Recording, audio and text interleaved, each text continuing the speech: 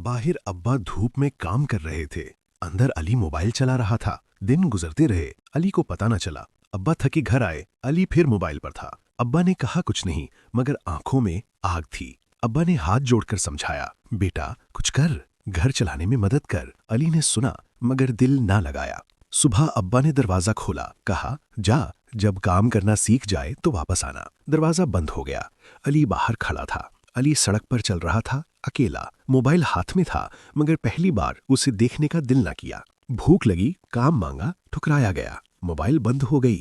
पहली बार खामोशी में अब्बा याद आए। अली ने पहली बार ईंट उठाई। हाथ कटे, थकान आई, मगर पहली बार एहसास हुआ मेहनत क्या होती है। रात को सितारे देखे, अब्बा याद आए। उनके कटे हाथ, उनकी थकान जो अली ने कभी नहीं देखी थी। आंसू रुके नहीं। अली वापस आया, मगर वो अली नहीं था जो गया था। दरवाजे पर खड़ा हुआ, सर झुकाकर दस्तक दी। अब्बा ने बाजू खोले। अली दौड़ा। अब्बा ने सीने से लगाया, कहा बेटा घर आ गए। अली रो पड़ा। उस दिन मोबाइल टूट गई, मगर रिश्ता जुड़ गया।